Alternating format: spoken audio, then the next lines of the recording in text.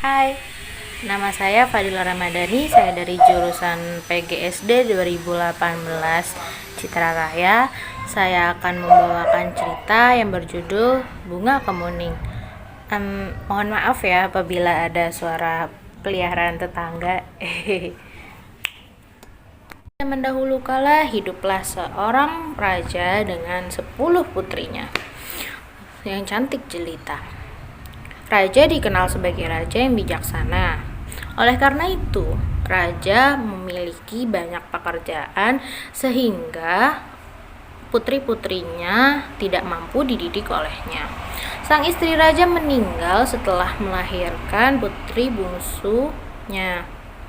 Dan akhirnya putri-putri raja diasuh oleh pengasuh dan para pelayan.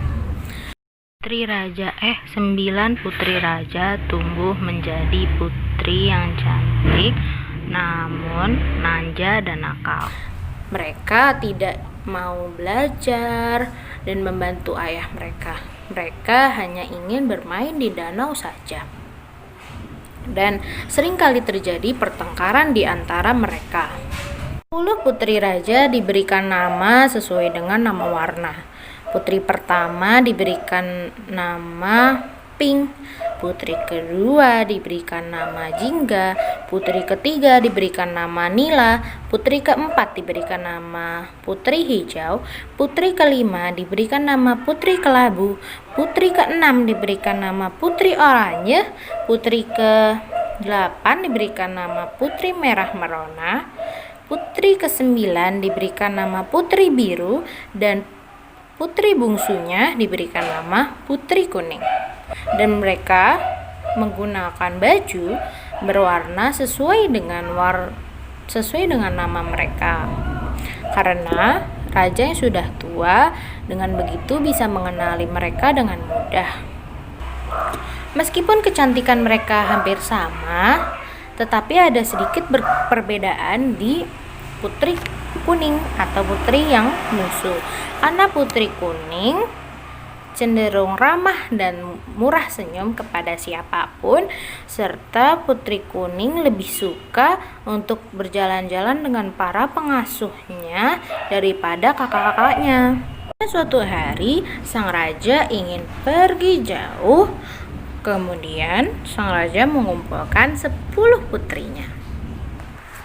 Wahai putri-putriku, aku ingin memberitahukan kepada kalian bahwa aku akan pergi ke tempat yang jauh dan sangat lama. Oleh-oleh apa yang kalian inginkan dariku? Aku ingin perhiasan yang mahal dan banyak, ayah.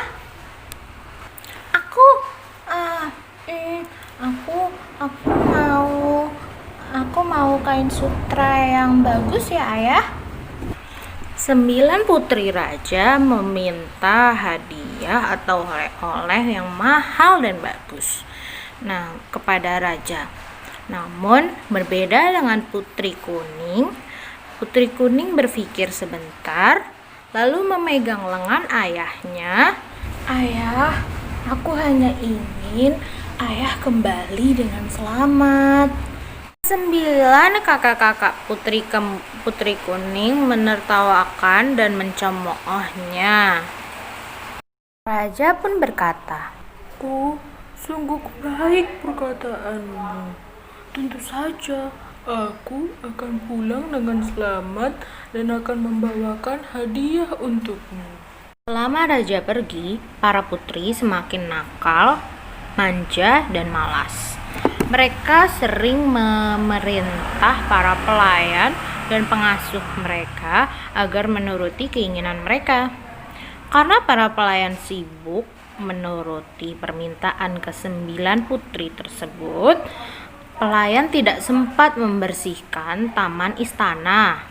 Putri Kuning sangat sedih melihat kenyataan itu karena taman istana adalah tempat kesayangan ayahnya.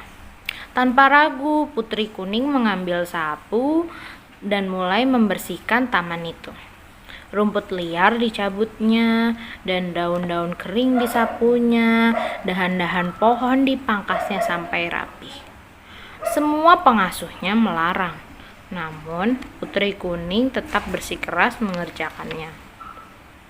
Kakak-kakak putri kuning yang melihat adiknya menyapu tertawa keras dan mengatakan,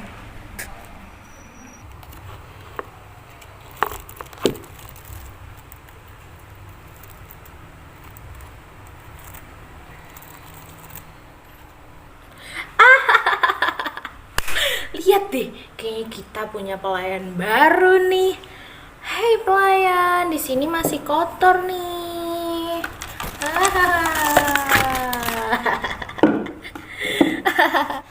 Taman istana yang sudah rapih pun menjadi acak-acakan kembali. Putri kuning diam saja dan terus menyapu sampah-sampah yang diberikan oleh kakak-kakaknya. Kejadian ini berulang-ulang sampai putri kuning kelelahan.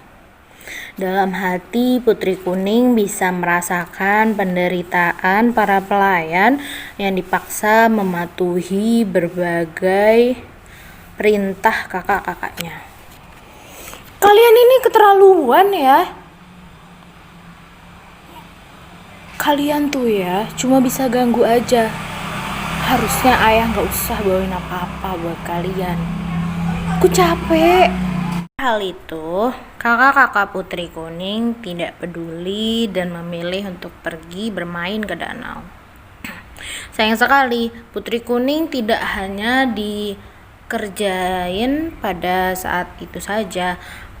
Pada hari-hari kemudian, putri kuning saat sedang membereskan taman istana, lagi-lagi kakak-kakaknya iseng mengerjainya. Kemudian setelah beberapa bulan terlewati, raja kembali ke istana dan melihat putri kuning sedang merapihkan taman istana, sedangkan 9 putrinya yang lain sedang bermain di danau. Raja yang melihat putri kuning saat itu di istana segera menemuinya dan ingin memberikan kalung berliontin hijau sebagai hadiah dari perjalanannya. Aku maafkan ayah yang tidak mampu memberikan hadiah yang banyak untukmu. Ayah hanya mampu memberikan kalung hijau ini kepadamu, tapi bukan warna kuning seperti kesukaanmu.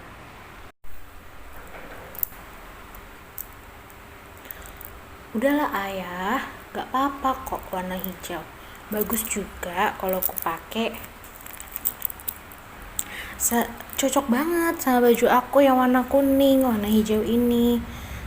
Yang penting ayah udah selamat. Ayah sampai rumah, sampai istana dengan selamat. Itu sudah suatu kebahagiaan untukku. Terima kasih ayah. Ayah mau aku buatin teh hangat sebentar ya ayah. Putri kuning pergi dulu. Ketika putri kuning sedang membuatkan teh untuk ayahnya, para putri raja yang lain datang menghampiri raja dan menagih oleh-oleh atau hadiahnya masing-masing. Mereka saling memamerkan hadiah mereka masing-masing dan mereka tidak ingat sama sekali dengan adik bungsu mereka, putri kuning. Kan harinya putri hijau melihat putri kuning sedang memakai kalung barunya. "Hai putri kuning adikku, bagus sekali kalung kamu warna hijau seperti itu. Tetapi bukannya kalau berwarna hijau berarti itu milikku kan?" "Tapi kak, kalung hijau ini ayah kasih buat aku, bukan buat kakak." Awas kamu ya putri kuning. Ih. Kakak, adik, dengerin aku punya berita bagus. Kalian tahu nggak kalau putri kuning itu ternyata nyuri kalung aku. kalungnya warna hijau yang sekarang lagi dipakai tuh sama dia. Tahu gak sih kalian tuh, dia tuh bener-bener dewa, kesel banget. Dia pasti udah nyuri dari sakunya ayah. Pokoknya kita harus ngambil itu lagi. Putri Hijau berhasil menghasut ke-8 putri lainnya untuk mengambil kalung hijau yang sedang digunakan oleh Putri Kuning. Putri Kuning muncul, mereka bersembilan menangkap Putri Kuning dan memukul kepalanya. Tanpa sadar, pukulan tersebut menyebabkan Putri Kuning meninggal seketika. Astaga, kita harus cepat-cepat nguburin Putri Kuning. Kalau enggak, ayah bisa tahu, ini bahaya banget. Mereka pun menguburkan Putri Kuning di taman istana. Menyadari kehilangan Putri Kuning, sang raja pun mencari Putri Kuning kemana-mana. Beliau sangat marah karena ke-9 putrinya diam saja ketika ditanyakan keberadaan Putri Kuning. Kemudian raja menyuruh para pengawal untuk mencari Putri Kuning. Namun tidak ada satupun pengawal yang bisa menemukannya.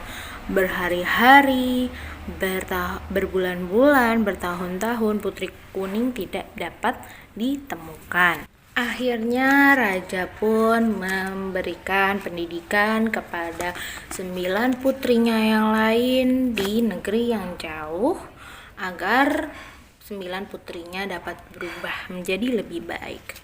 Raja sering duduk termenung kesepian di taman istana sembari memikirkan kepergian Putri Kuning yang tiba-tiba. Suatu hari tumbuhlah sebuah tanaman yang sangat indah di atas kuburan Putri Kuning. Raja berkata, Batangnya bagaikan jubah putri, daunnya bulat berkilau bagai kalung batu hijau. Bunganya putih kekuningan dan sangat wangi. Tanaman ini mengingatkanku pada Putri Kuning. Baiklah, aku beri nama ia Bunga Kemuning. Sejak saat itulah Bunga Kemuning menemukan namanya. Bahkan bunga kemuning tersebut dapat digunakan untuk mengharumkan rambut, lalu batangnya bisa dibentuk menjadi suatu perabotan yang indah, dan batang kayunya dapat dibentuk sebagai pedang. Nilai moral yang dapat kita ambil dari cerita daun kemuning adalah, yang pertama, kita sebagai orang tua harus memberikan pendidikan kepada anak, baik dari segi pengetahuannya ataupun dari segi budi pekertinya, agar kehidupan anak ke depannya menjadi lebih baik. Yang kedua, kita harus sabar dalam menghadapi segala sesuatu di kehidupan. Terus yang ketiga, kita tidak boleh iri dengan apapun yang saudara atau teman kita miliki. Yang keempat, kita harus bermanfaat bagi orang-orang di sekitar kita. Ya, sekian dari saya. Bye-bye.